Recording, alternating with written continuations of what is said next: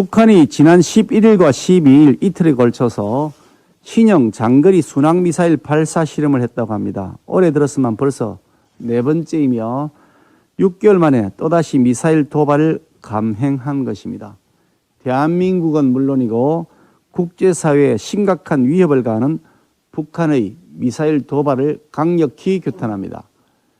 그런데 우리 군과 정보당국은 북한 관영 매체를 보고서야 뒤늦게 북한의 도발 사실을 파악했다고 합니다. 만일 실제 타격 상황이었으면 우리는 속수무책으로 당할 수밖에 없었던 위험천만한 상황이 계속되고 있는 것입니다.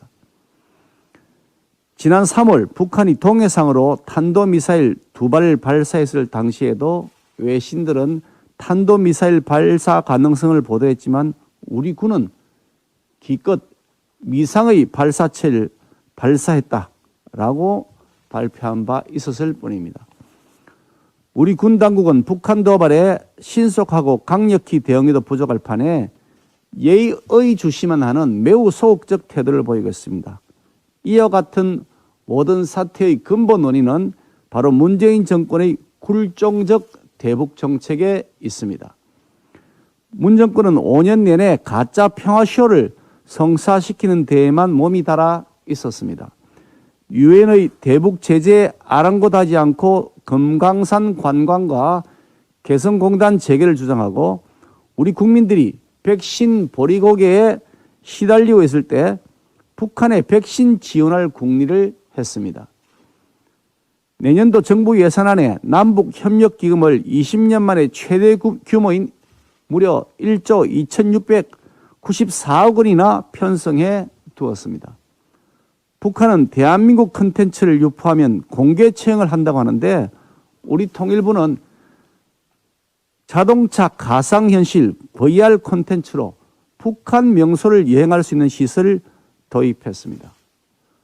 문재인 정권의 북한 짝사랑이 차마 눈 뜨고 보기 어려운 실정입니다. 그런데 그렇게 해서 평화가 왔습니까? 전혀 그렇지 않습니다. 북한은 결코 변하지 않았습니다. 쓸데없고 나약한 굴종적 대북 정책은 결국 북핵의 고도화, 북한의 무장 고도화를 위한 시간만 벌어주었을 뿐입니다. 문재인 정권은 이제라도 국제사회와 한 목소리를 내야 합니다.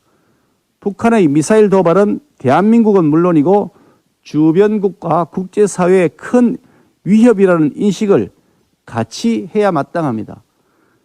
무력 도발은 북한 정권의 더 큰 위협으로 돌아갈 것임을 문재인 정권은 강력히 경고하고 힘에는 힘으로 대응해서 국민들의 생명과 재산을 안정적으로 지킬 것을 강력하게 촉구합니다.